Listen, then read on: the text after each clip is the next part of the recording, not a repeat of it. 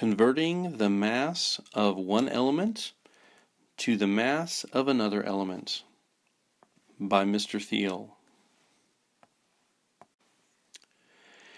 Okay, this problem is the first problem in this series that I would say represents a true stoichiometric problem where we are given some value of a particular element, and we actually have to convert that into some other value of a totally different element. And that is a fundamental process to be carried out in all kinds of chemistry, and so it's a fundamental skill that we have to learn. You might be thinking, how in the world can I convert, as this problem asks, it says, what mass of gold contains the same number of atoms as 9 grams of aluminum? How in the world can I convert 9 grams of aluminum to the mass of gold that has the same number of atoms? Well, just remember, we will go through this. I understand it is complicated at first, but once you sort of understand the relationships here, and also remember always that the number of moles are key. We're always going to moles, and from moles we can get to all sorts of places. If we know the number of moles of a substance, that allows us to do a lot of other helpful things. So this problem that is complex. It's a complex problem based on what we've done so far, but you can do it. So we start the same way as always. We say we look at what we are given. So we are given 9.0 grams of aluminum. Now from this point we are asked to find the mass of gold that has the same number of atoms as aluminum. Now this is not a straightforward one-step process. There are a few steps involved here. So once again we are given the mass of an element, that's 9 grams of aluminum, and we are asked to find the mass of gold that contains the same number of atoms as this mass of aluminum. Well, I will say that there are several things we need to do. We need to find first moles of aluminum, then we need to say, okay, then we have to convert this to moles of gold. Now, you might think, how can we do this? Well, there is a straightforward way, or straightforward It is straightforward what we do here because of some additional information that we are given in this problem. And we will talk about that in just a minute here. So what we need to do is we are given grams of aluminum. We need to convert that to moles of aluminum, and then we have to convert that to moles of gold. And then if we have moles of gold, we can come back to find the mass of gold, which we see back over here on the left. So the diagram above does provide a pathway. So we have a mass of aluminum, we go to moles of aluminum, then if we can convert that to moles of gold, which we can do because of a piece of information we're given in this problem, and then we can come back and convert that back into the mass of gold.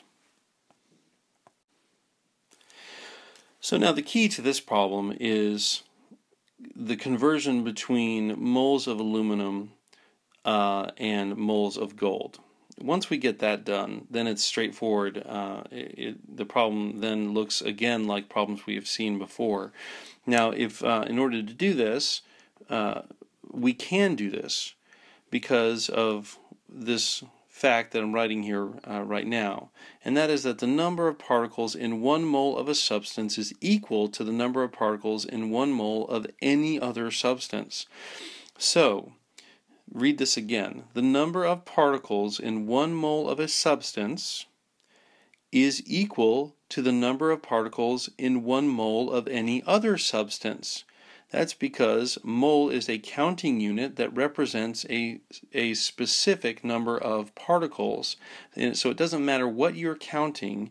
If you're talking about 1 mole of that thing, you have the same number of that object as any other mole of any other object.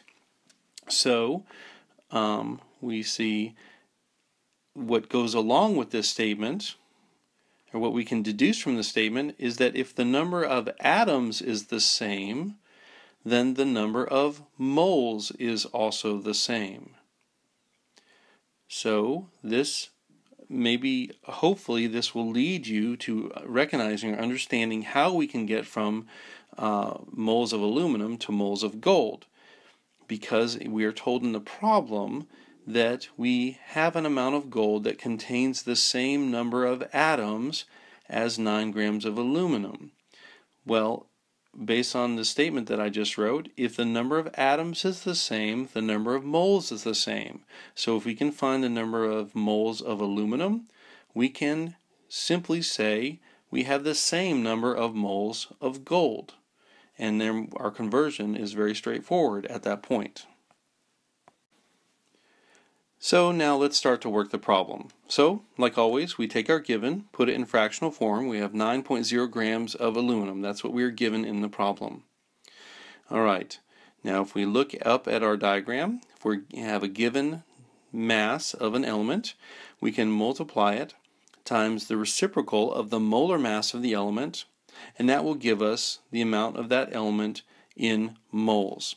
So we have to refer to the periodic table here to do this for aluminum. So in the periodic table, we see that aluminum has an average atomic mass of 26.981538 AMUs. And if we remember that AMUs are atomic mass units, or the average atomic mass, in AMUs, is numerically equivalent to the molar mass of that element in grams per mole. So 26.981538 AMUs is the average atomic mass of the aluminum atoms. So if we have 1 mole of aluminum atoms, it is numerically equivalent to the average atomic mass of 1 aluminum atom. So we would have 1 mole of aluminum is 26.981538 grams. So that is the molar mass of aluminum. So we go back to our problem and plug in that molar mass to continue on with our problem. So now we write in the reciprocal of the molar mass. We have 1 mole of aluminum per every 26.981538 grams of aluminum. If we run the math here, our grams of aluminum cancel out and we get moles of aluminum. So we run through and we get 0.3335614,152 moles of aluminum. Now that's a lot of digits, but we are at an intermediate step in the problem, so we are not going to do any kind of rounding for significant figures here. We do that at the end. So you don't do that in the middle of your problem, we'll do it at the end of our problem. Now, at this point, we're at the crux of the whole problem. We have moles of aluminum, we need to convert that to moles of gold. And so how can we do that? Now I've already explained how to do that actually explicitly, directly. I told you how to do it, but we will go over this again here, and hopefully it will be clear, or you will understand how you can do this with the information that we are given. So once again, we need to remind ourselves that moles are a counting unit. Once again, moles are a counting unit. So we use counting units all the time that we're very familiar with. Things like dozen, or decade, or century. These are counting units that we use that represent some number of things. A dozen is 12 objects. A decade, we know, is 10 years. A century is 100 years. So moles are like this. They are a counting unit that represent a certain number of objects. In the case of the mole, it's a big, huge, inconvenient number that we're unfamiliar with. It's 6.022 times 10 to the 23rd. Okay, but it's no different than a dozen. It's a counting unit. So the way that we can find moles of gold from the moles of aluminum that we just found is as straightforward as if we were using the counting unit that we're familiar with, that is the dozen. So think about this for a second. So just like 1/2 dozen roses has the same number of roses as 1/2 dozen eggs has eggs. Think about that, right? 1/2 dozen roses. How many roses is that? Well, we know 1 dozen is 12. 1/2 dozen roses is 6, right? Well, 1/2 dozen eggs it's eggs, not roses, but it's still just 6 eggs, just like 1/2 dozen roses is 6 roses. Okay? Well, a mole is a counting unit. Now, we are told in the problem that the gold that we have has the same number of atoms as the aluminum. Now, if we look at this eggs and roses example, we could say the 1/2 dozen eggs has the same number of eggs as the 1/2 dozen roses. It doesn't matter that we're talking about two completely different things, eggs and roses. The counting number is the same. So we have 6 eggs and 6 roses. That's very similar to what we see in this problem. The problem tells us that our gold contains the same number of atoms as 9 grams of aluminum. Well, what that means is it contains the same number of moles as we have of aluminum. Just like 6 eggs is the same number of dozens as 6 roses, we can say 0.33356141552 moles of aluminum has the same number of atoms as 0.33356141552 moles of gold. So just because we're unfamiliar with these big numbers that are clunky and hard to work with, if you remember, a mole is a counting unit. It just like a dozen. It works the same way that dozens work. We use dozens for many different objects. We understand what we mean with that. A mole is no different. So get comfortable with that idea. A 1/2 dozen roses is the same number of roses as a 1/2 dozen eggs. So if we have 0.33356141552 moles of aluminum, we're told that we have the same number of atoms in our gold. Well, then we have the same number of moles. So we can continue on with the problem now. And we can say, just straight up, we have the same number of moles of gold as aluminum. So we have 0.33356141552 moles of gold. Well, now we have moles of gold, and now based on our diagram and what practice we've done before, we know that we can use the molar mass of gold to get back and find the mass of gold that we have here. So again, we have to refer to the periodic table to find the molar mass of gold.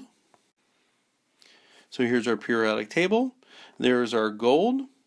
And we see that we have, gold has an average atomic mass of 196.96655 AMUs, which is numerically equivalent to its molar mass, which would be 196.96655 grams per mole. So we take that number back to our problem,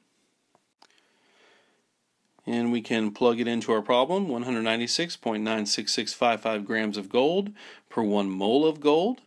And when we run the math here, we see that our moles of gold cancel out, and that if we run through the math, we find that we will get grams of gold. So we do the math here, and we see 65.700444117. That's too many significant figures. So we have to look at the numbers that we started with. We started with I'm going to use a different color here so you can see the arrow I write, because there's a lot of red here. We started with 9 grams of aluminum. That's 2 significant figures. And we used the molar mass of aluminum here, which had a bunch of significant figures. We used the molar mass of gold here, which had a bunch of significant figures, so that we have to round to the lowest number, which is 2, just 2 significant figures.